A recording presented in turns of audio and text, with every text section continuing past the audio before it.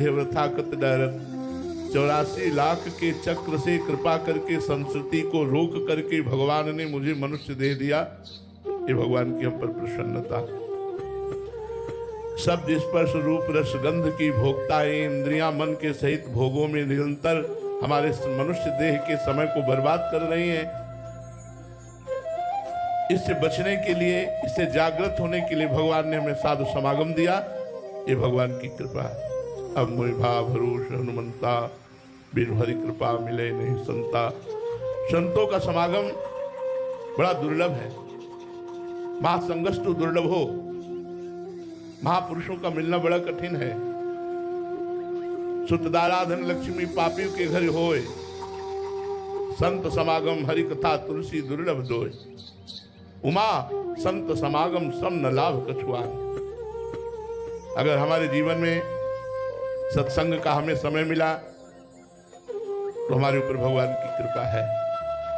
अब सत्संग में जो हमने सुना, गंदे आचरणों का त्याग करके सदाचरण भगवत समर्पित करते हुए निरंतर भगवान का नाम जपने की चेष्टा करना, परोपकार करना, किसी से द्वेष न करना, किसी की निंदा न करना, किसी के प्रति दुखद वचन, चेष्टा, क्रिया, इनका त्याग करना, ये हमारे ऊपर भगवान की कृपा है।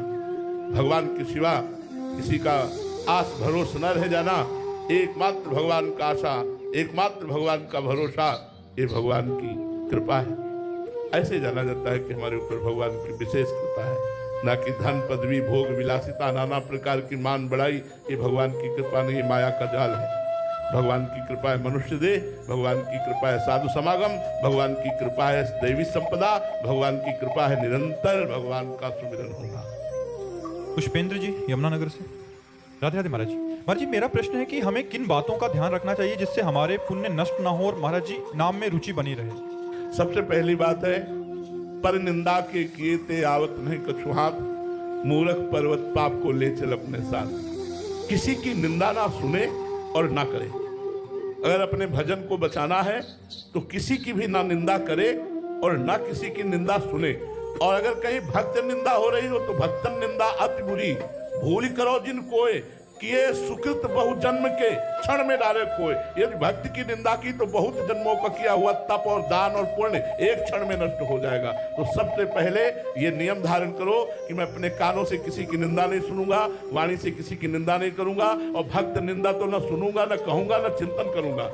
दूसरी बात, यदि भजन करते हो गृहस्थ में हो तो अपनी पत्नी के सिवा दूसरी किसी स्त्री के प्रति काम भाव से न देखें। तीसरी बात, यदि आप धर्म से कमा करके भगवत मार्ग में चलना चाहते हो तो घूसखोरी, बेईमानी, चोरी, इस तरह का छल कपट से प्राप्त हुए धन का प्रयोग मत कीजिए। इससे आपकी बुद्धि भ्रष्ट हो जाएगी, सुकृत नष्ट हो जाएंगे। तो चौथी बात, यदि घर में अपने बुजुर्ग और माता पिता हैं तो उन्हें भगवान के समान मानकर उनका आदर करते हुए उनकी सेवा करो और सारे कर्म भगवान को समर्पित कर दो। आप पुण्यवान ही नहीं, आप महाभागवत बन जाएंगे, भगवान के लाडले हो जाएंगे।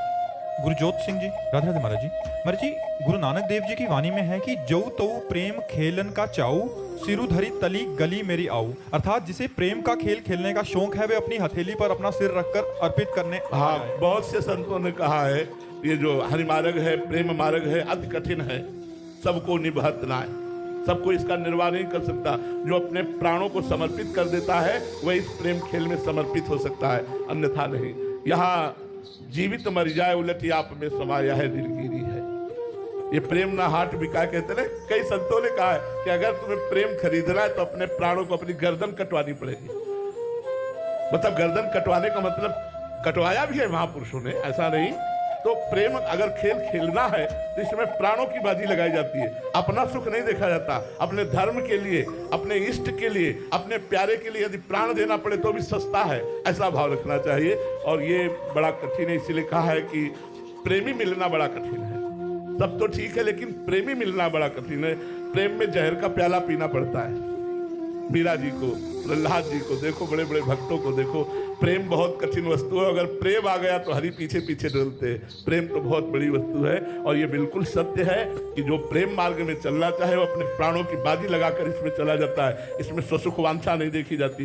देखो ना, हमारे राष्ट्र प्रेमी अपने प्राणों को हथेली पे रखे बॉर्डर पर तैनात रहते हैं। गर्मी हो सर्दी हो, भूख प्यास, परिवार रिश्ता नाता सब एक तरफ छोड़ करके और राष्ट्र की सेवा में आर्मी के जवान हर समय, कभी कहीं से भी गोली आ सकती है, कहीं से भी आक्रमण हो सकता है, हर समय तैनात रहते हैं। राष्ट्र प्रेम प्राणों का बलिदान, तो भगवत प्रेम प्राणों का समर्पण। एसपी उमेश यादव जी, बरेली से। राधे राधे महाराज जी। महाराज जी, पूज्य कबीरदास जी महाराज जी का एक दोहा है कि माला फेरत जुग भया, गया ना मन का फेर, कर का मन का डारी दे, मन का फेर। महाराज जी, ऐसे में महाराज जी जैसे हम माला लेकर यहाँ काउंटर लेकर जपते हैं, बट जब तक मन की चंचलता दूर नहीं हो गई तो महाराज जी ये भजन का देखो, हमारी बात को बहुत सहजता में समझना। जब एक बच्चा स्कूल जाता है और गोली डंडा खींचता है तो टीचर टॉफी निकाल के देता है, कहता शाबाश बच्चे। लेकिन 2 साल वो उसी स्कूल में पढ़े और वही गोली डंडा खींचे तो क्या उसे टॉफी मिलेगी? वो सोचे कि यही करने पर तो टॉफी मिली थी।